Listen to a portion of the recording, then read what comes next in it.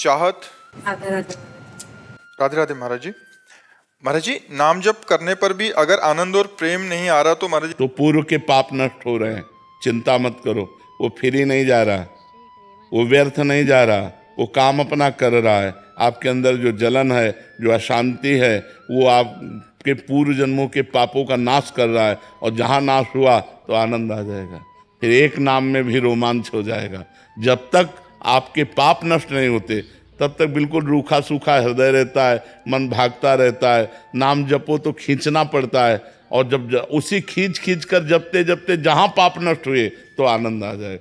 फिर तो रो रो करके प्रेम में डुबो कर राधा राधा, आंसू चल रहे हैं, राधा राधा, वो विकल होता जाता है। लेकिन ये तभी होगा जब पाप नष्ट हो जाएंगे। तो अभी पाप नष्ट हो रहे हैं, आनंद नहीं आ रहा, चिंता मत करो, वो आनंद देने वाला ही है, वो परमानंद प्रदान ही करेगा, व्यर्थ नहीं जाएगा नाम।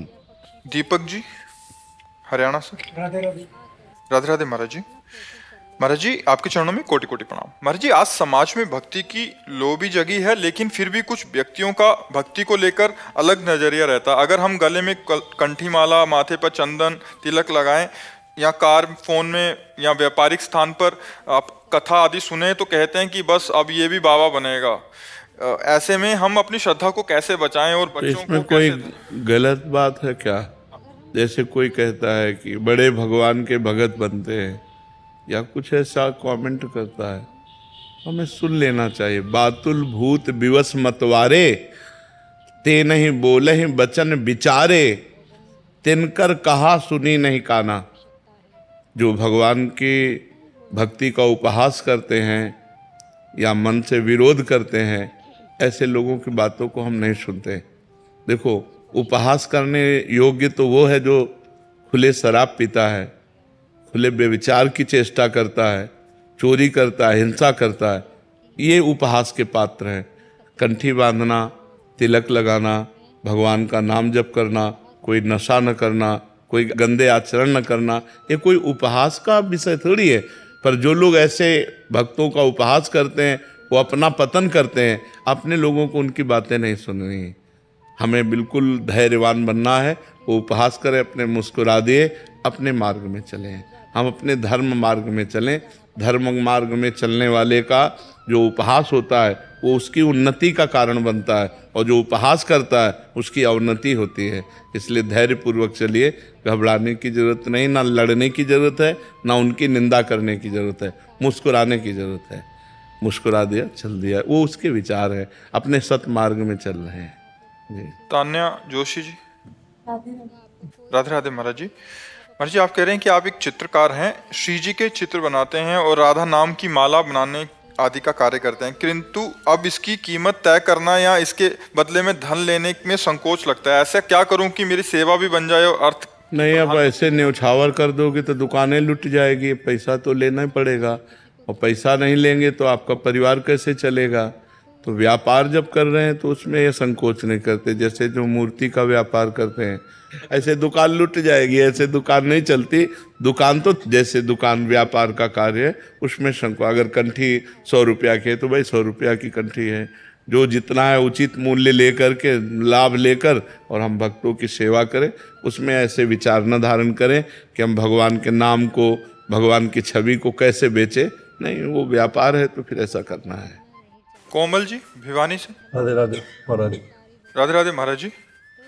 महाराज जी, क्या आज के समय में संसारिक और ग्रस्त जीवन में रहकर भगवान की प्राप्ति की जा सकती है? महाराज जी, इनका प्रश्न है कि भगवान की प्राप्ति के लिए जो सबसे ज्यादा जरूरी है वो एकांत और शांत माहौल में रहकर। नहीं, ऐसा नहीं। भगवान की प्राप्ति के लिए एकांत जरूरी नहीं। भगवान की प्राप्ति के लिए काम छोड़कर बैठना, कायर होना जरूरी नहीं है। भगवान की प्राप्ति के लिए मामुनिस्मर युद्ध च, अर्जुन जी को आदेश कर रहे हैं, तस्मात् सर्वदा सर्वकालेषु मामुनिस्मर, हर परिस्थिति में मेरा स्मरण करो और युद्ध च, अपने कर्तव्य का पालन करो। एकांत किसे कहते हैं? हृदय में जो भगवान का सुमिरन होता है, उससे बढ़कर एकांत नहीं। कहाँ जाओगे एकांत? अब बोलो हमें, तुम कहाँ जाओगे एकांत? जितनी भीड़ तुम्हारे गांव में नहीं होगी, उससे ज़्यादा हरिद्वार में है, वृंदावन में है, अयोध्या में, जो तीर्थ स्थल है, जो बड़े बड़े भगवान के पवित्र स्थान है, वो आप भीड़ ही भीड़ देख लो। तो एकांत कहाँ जाओगे? कहाँ बैठोगे एकांत? कि महाराज जी गृहस्थ जीवन में रह के तो क्यों गृहस्थ जीवन में क्या परेशानी? सुबह से उठ के राम राम राधे राधे रट रहे हैं, अपना काम कर रहे हैं, इसी से भगवत प्राप्ति हो जाती है। बच्चे आ गए, बीवी आ गई, कोई परेशानी नहीं, बच्चे में भगवान है, बीबी में भगवान है। हमको भावना ही तो बदलनी है। अपने घर से हम शुरू करते हैं सब में भगवान को देखना। और नाथ सकल संपदा तुम्हारी, मैं सेवक समेत सुतनारी, बहुत बढ़िया भजन हो रहा है। क्या बाबा जी बन करके लोगों से मिलना नहीं होता क्या? पेट भरने के लिए मांगना होता है, 5 घरों में जाके भिक्षा मांगते हैं। और देखो हम बाबा जी बनकर एकांत सेवन किए पूरे जीवन, और समाज में हमको जितनी समाज दी गई, कितनी समाज दी गई? तो भगवान ने दिया कि नहीं दिया? दिया तो समाज ही, वही समाज आपको दिए। तुम्हारी तो छोटी समाज है, तुम्हारे 5-6 लोग होंगे घर में, हमारे 500 लोग हैं विरक्त, और गृहस्थ जोड़ लो तो 50,000 हो गए। तो हमारा कहने का तात्पर्य है, एकांत का मतलब है हृदय में भगवान का सुमिरन करना। एकांत में कहीं भी बैठ जाओ जाके, तुम्हारा अभी तो भजन का मन करता है, और एकांत में बैठ जाओगे तो भोगों का मन करेगा। लिख लो कागज में। अभी घर में हो तो वृंदावन आने का मन करता है, और वृंदावन में आके तुम्हें हम सब सुविधा दे दें, एक कमरा समय से टिफिन कमरे में पहुंच जाएगा, भजन करना है, आप भाग ना जाओ तो मैं बता देना। जब लड़कवा कहता है ना पापा, वो जब कान में आएगी साहब भाग जाओगे, एसी रूम छोड़ के भाग जाओगे। लेकिन महाराज जी, अगर हमारे जैसे हम अपने घर में हैं और हम कोशिश कर रहे हैं नाम जप की, और हमारे घर वाले मांस मदिरा सब कुछ चल रहा है, तो अब यही दुर्भाग्य है, ये दुर्भाग्य है कि ऐसा कुसंग मिला है। मतलब अब इसको हम क्या कह सकते हैं कि एक व्यक्ति है जो भगवान के नाम का जप करना चाहता है भगवान, लेकिन फिर भी भक्ति हो सकती है, क्योंकि जब लंका में भक्ति हो सकती है तो भक्ति हो सकती है, नहीं हो सकती? भगवान विभीषण जी से कह रहे हैं, जिम दसनन मो जीभ बिचारी, जैसे 32 दांतों के बीच में बड़ी कोमल जीभ रहकर अपना काम चला लेती है, नहीं चला रही, ऐसे ही लंका में पूरा लंका निश्चर निकर निवासा, यहां कहां सज्जन करवासा, लेकिन वहां भी विभीषण जी ने भक्ति की, ऐसी भक्ति की कि भगवान ने कहा तुम सरीखे संत प्रेम हो रहे। और वहां तो हमें लगता है केवल विभीषण जी ऐसे होंगे जो मांस न खाते होंगे, नहीं तो सब मांस खाने वाले थे। मदिरा और मांस का तो वहां मतलब आहार ही था। कुंभकर्ण के लिए पूरा एरिया जमा किया जाता था, जब जगता था तो एरिया के भैंसे खा जाता था। जैसे अपने पकौड़ा खाते हैं ना, ऐसे वो भैंसे खाता था, भैंसे है, बकरी है, सब मतलब। तभी भगवान ब्रह्मा जी ने उसे 6 महीने सोने का, कि एक दिन जगे 6 महीने सोए, नहीं तो पूरी सृष्टि का आहार कर जाएगा। ऐसे लोगों के बीच में रहकर उसने भजन किया। तो आप घबराइए मत, वो जो जैसा करेगा वैसा फल पाएगा। आप अंदर ही अंदर राधा जपिए, अंदर इसलिए करें कि बाहर कंठी बांधोगे, तिलक बांधोगे तो मांस मदिरा पीने वाले लोग वो आपका हो सकता है विरोध करें। तो हमें लगता है भक्ति विरोध नहीं। अगर कोई कह रहा कंठी ना बांधो तो ये ले उतार के रख दिए। भक्ति अंदर का विषय है, बिल्कुल संसारी बन के रहो, और अंदर राधा राधा जपो, तुम्हें भगवान की प्राप्ति होगी। भजन से भगवान की प्राप्ति होती है, ना कि बाबा जी बनने से भगवान की प्राप्ति होती है, ना कहीं भागने से भगवान की प्राप्ति होती है।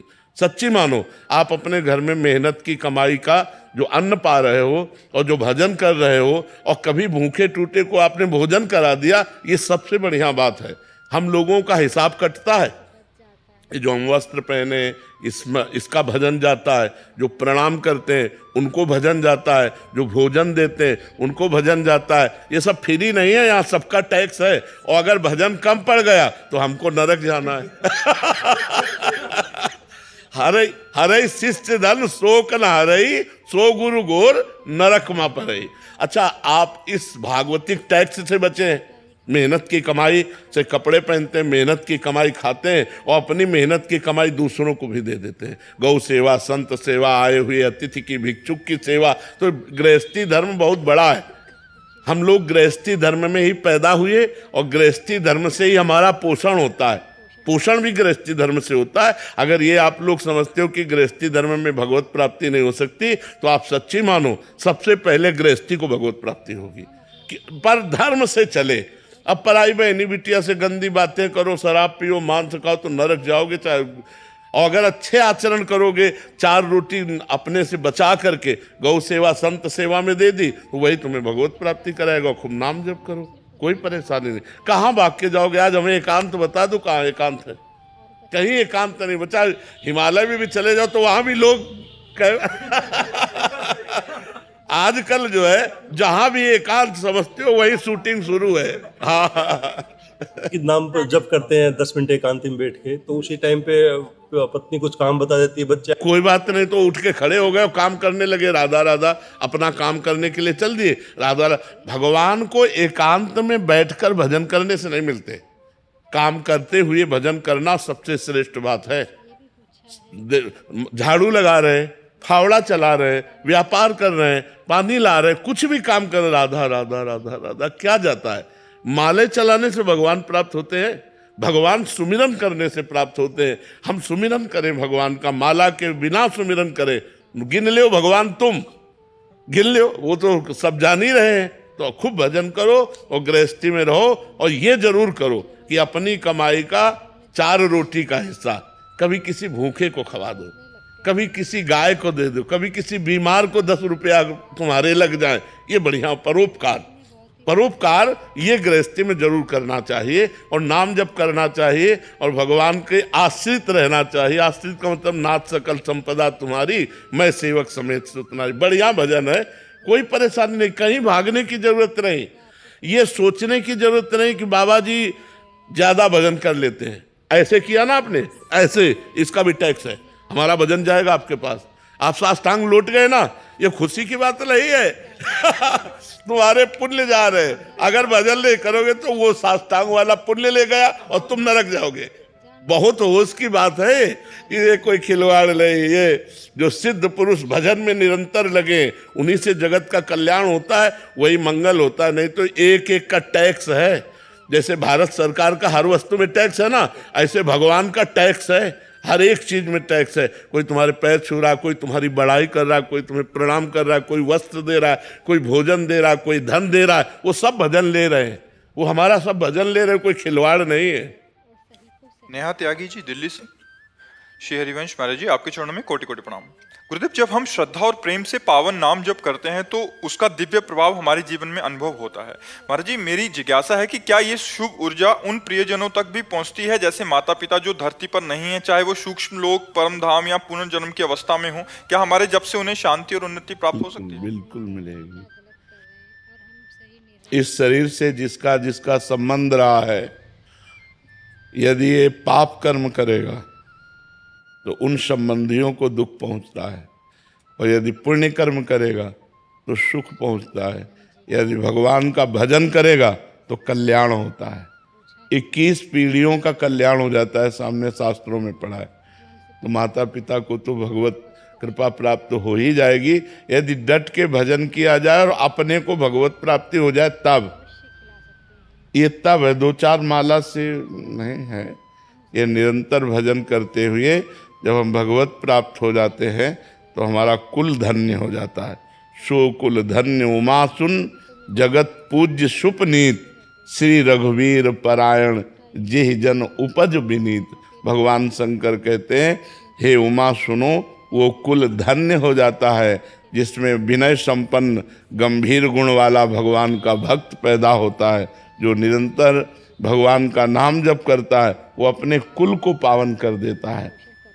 नाम प्रसंग कहे तो उपदेश, जहाँ धर्म धन्य सो देश, धन्य सो कुल जे जन्म भयो, धन्य सो तात, धन्य सो माय, संतत सकल सुनो चित लाए।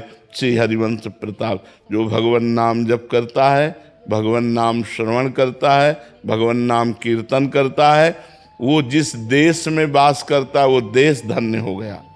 जिस कुल में जन्म लेता है वो कुल धन्य हो गया। माता पिता हैं वो धन्य हो गए, तो धन्य धन्य हो जाता है। सा तरति सा लोकांतार्यति, वो खुद तर सकता है, खुद तर जाता है, लोगों को तार देता है जो भगवान का भजन करता है। भजन में बड़ी सामर्थ्य है, पर डट के भजन करें। 2-4 माला की बात नहीं, निरंतर भजन जो कर रहे हैं वो अपने कुल को भी पावन कर देते हैं। आशा करती हूँ कि महाराज जी की ये बातें आपको बहुत ही प्रेरणादायक लगी होगी और आप अपने जीवन में इसका अवश्य पालन करेंगे। आप मेरे चैनल को लाइक एंड सब्सक्राइब कीजिए। राधे राधे।